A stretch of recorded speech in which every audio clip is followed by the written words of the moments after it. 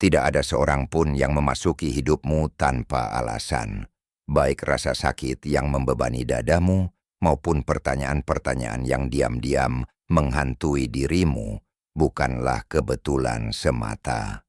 Setiap pertemuan, setiap orang, dan setiap keadaan diatur dengan tepat untuk memberikan pelajaran yang belum diintegrasikan oleh jiwamu. Dan ketika kamu mulai mengamati bagaimana pelajaran-pelajaran ini datang, sebuah pola yang mengganggu muncul. Beberapa orang, hampir tanpa usaha, menarik orang yang tepat dan peluang terbaik, seolah-olah mereka adalah magnet. Kamu, di sisi lain, semakin banyak kamu memilih, semakin banyak kamu berusaha dan berjuang untuk membuat semuanya berhasil.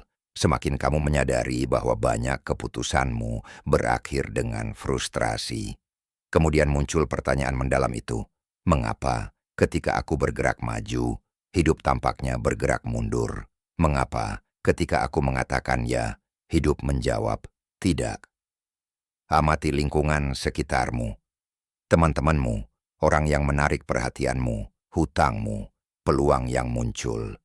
Tidak ada satupun yang benar-benar datang dari luar. Semuanya ditarik oleh magnet diam yang berada jauh di dalam pikiranmu.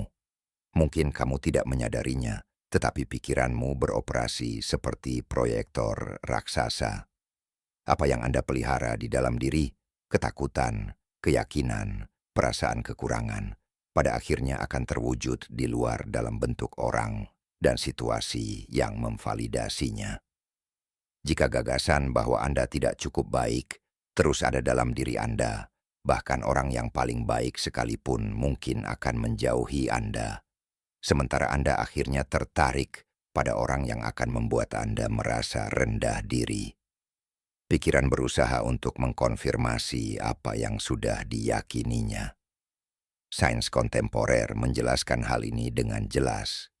Ilmu saraf menyebutnya sistem aktivasi retikuler, mekanisme otak yang menyaring jutaan rangsangan dan hanya menunjukkan kepada Anda apa yang menjadi fokus perhatian Anda. Anda percaya apa yang Anda percayai. Anda melihat apa yang dipilih pikiran Anda untuk disorot. Berabad-abad yang lalu, Kaisar Romawi dan filsuf Stoik Marcus Aurelius meringkas kebenaran ini menjadi satu frasa, jiwa diwarnai oleh pikiran Anda. Apa yang Anda pikirkan membentuk takdir Anda. Apa yang Anda pegang dalam pikiran Anda akhirnya muncul dalam hidup Anda. Disinilah letak rahasia stoikisme. Orang-orang yang Anda temui mencerminkan warna jiwa Anda. Pacar atau kekasih narsistik yang Anda kritik adalah cerminan dari bagian diri Anda yang tidak pernah belajar menetapkan batasan. Bos yang menindas Anda mencerminkan diri batin Anda yang masih hidup dalam mode korban. Dalam video ini, kita akan mengungkap karakter-karakter yang berulang dalam kisah Anda. Anda akan menemukan bahwa mereka tidak datang secara kebetulan. Anda sendiri yang mempekerjakan mereka melalui keyakinan Anda, dan baik filsafat maupun sains dapat membuktikannya. Dan yang terpenting, kita akan membahas cara memutus siklus ini, karena setiap orang yang memasuki hidup Anda adalah manifestasi eksternal dari keyakinan internal. Jika keyakinan itu tidak berubah, aktor yang sama akan terus muncul dalam skenario yang berbeda. Transformasi tidak dimulai ketika orang lain berubah. Transformasi dimulai ketika Anda berhenti memberi makan keyakinan yang salah.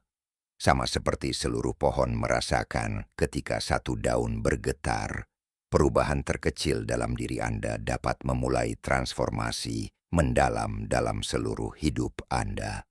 Bayangkan bahwa berulang kali, orang-orang muncul yang meninggalkan Anda dalam keadaan menggantung, yang mengecewakan Anda pada saat yang krusial. Epictetus, filsuf yang lahir sebagai budak, menjelaskannya dengan kejelasan yang masih bergema hingga saat ini. Bukan peristiwa atau orang yang mengganggu kita, tetapi penilaian yang kita buat tentang mereka. Pola pikir Anda bertindak sebagai filter yang menafsirkan segala sesuatu yang Anda persepsikan. Jika filter itu rusak, realitas akan terdistorsi di depan mata Anda. Sains modern mengkonfirmasi hal ini dengan bias konfirmasi. Mekanisme saraf di mana otak Anda hanya memilih informasi yang mendukung keyakinan Anda yang sudah ada. Itulah mengapa, jika jauh di lubuk hati Anda memegang gagasan, "Saya tidak layak dicintai," pikiran Anda akan mengabaikan orang-orang yang setia dan penyayang, seolah-olah mereka tidak penting. Tetapi ketika seseorang yang dingin, jauh, dan tidak terjangkau muncul, sistem Anda bereaksi segera.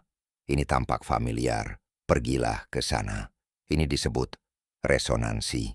Ini bukan sihir atau takdir romantis. Ini adalah interaksi antara sistem saraf Anda, keyakinan internal Anda, dan apa yang disebut kaum Stoa sebagai logos, kecerdasan yang mengatur alam semesta. Bagi mereka, segala sesuatu terhubung melalui simpati, gagasan bahwa setiap makhluk tertarik pada sesuatu yang bergetar pada frekuensi yang sama dengannya. Itulah mengapa ketika seseorang menyakiti Anda seringkali tidak melihat perilaku sebenarnya, melainkan aktivasi kembali luka lama yang belum terselesaikan. Kehidupan menggunakan gunca